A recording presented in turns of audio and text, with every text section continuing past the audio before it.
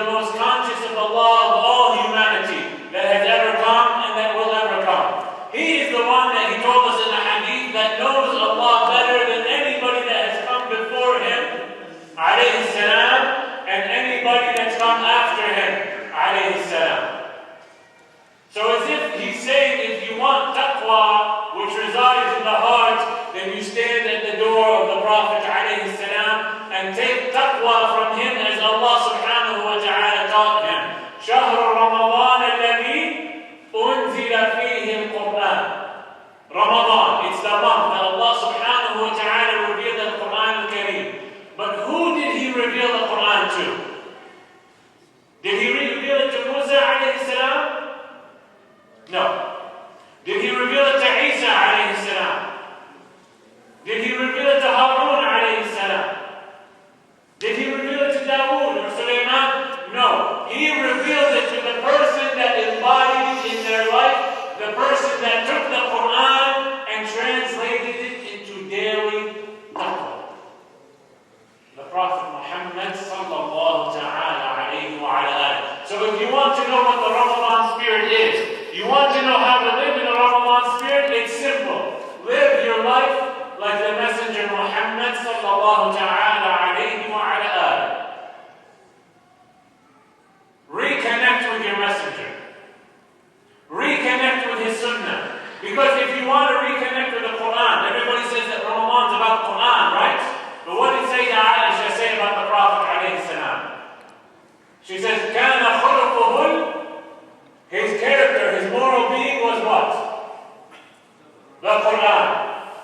What else did she say? كَانَ قُرْآنًا يَمْشِي بَيْنَ النَّاسِ. Ya Allah. The Prophet ﷺ was the embodiment of the Quran al-Kareem walking amongst humanity. He was the Quran. Everything he did was according to the Quran. Everything he said was in accordance to the Quran. Why? Because Allah subhanahu wa ta'ala revealed the Quran directly to him. So you want taqwa? You want Ramadan spirit? You want Ramadan spirit in Ramadan? You want Ramadan spirit outside Ramadan? Then what do? Connect to your Prophet Muhammad sallallahu ta'ala alayhi wa ala alihi wa sahbihi wa sallam. Then you'll have that Ramadan spirit.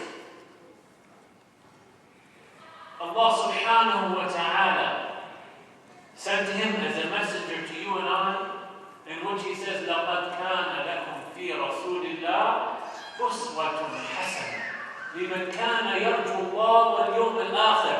That in Muhammad alayhi salam is the most perfect example for the person who wants to meet Allah.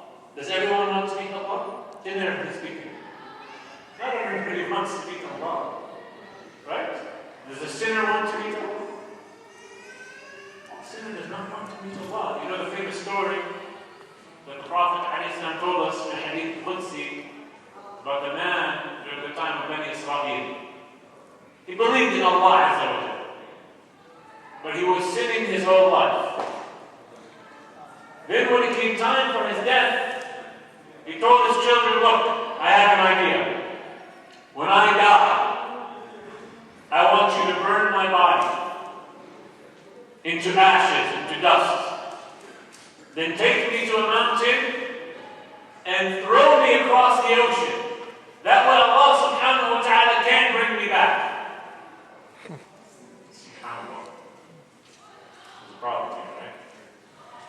And Allah ala kulli shay'in qadir. We believe Allah can do everything. This man had a little issue. He says, do that. So his children did that. Sinner doesn't want to meet Allah Azza wa Jalla. But the story goes on to go that Allah on the day of judgment brought him back together. And he said, oh, Ya Abdi, look at this man. His aqidah, his belief in Allah was wrong. This is a note. His aqidah, what the intrinsic, basic belief in Allah Azza wa Jalla was wrong. But I want you to see what happened. Allah brings him back. He says, Ya Abdi, oh my servant, what did you do? Why did you do that?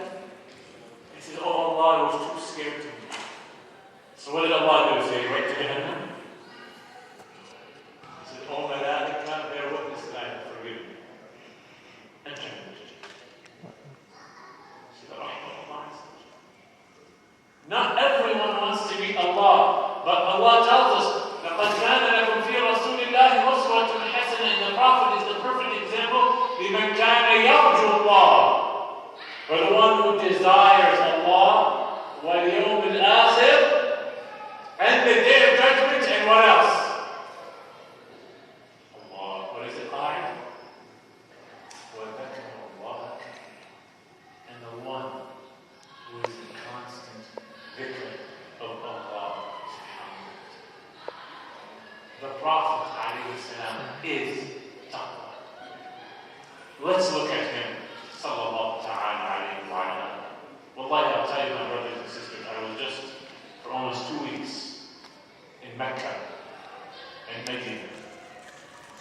And it was a beautiful sight to see all these believers there. Wallahi al-azim, in that heat, in those crowds, all rushing to prayer, rushing to Taraweeh, rushing to Qiyam al-Layl. But I have to say something.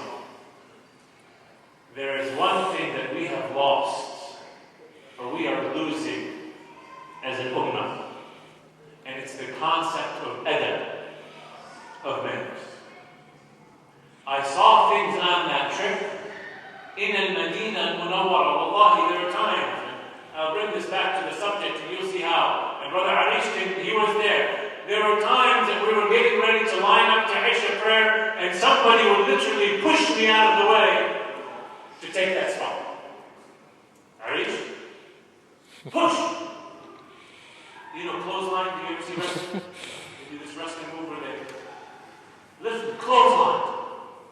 It happened on multiple occasions. There were times we saw a man who would be standing right here, a garbage can right next to them. Finish his food with the wrapper. All he has to do is reach his arm out to the right and drop it. But what does he do instead? In al-Madinah al-Munawwara, throws it on the ground in front. There's a problem here. There's a problem here. And the problem is we have lost track of who Muhammad ibn Abdullah sallallahu alayhi wa ala alihi was. Do you think that somebody who had the Ramadan spirit would punch somebody out of the way to pray?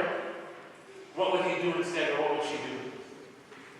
She would step aside and have you take the spot. Do you think somebody that had the Ramadan spirit would throw trash in the Medina of the Prophet alayhi salam on the ground where possibly the Prophet alayhi salam walked? Imam Malik used to walk around Medina barefoot. When they asked him why, he said, I pray that my barefoot steps in one place that the Prophet Muhammad sallallahu alayhi wa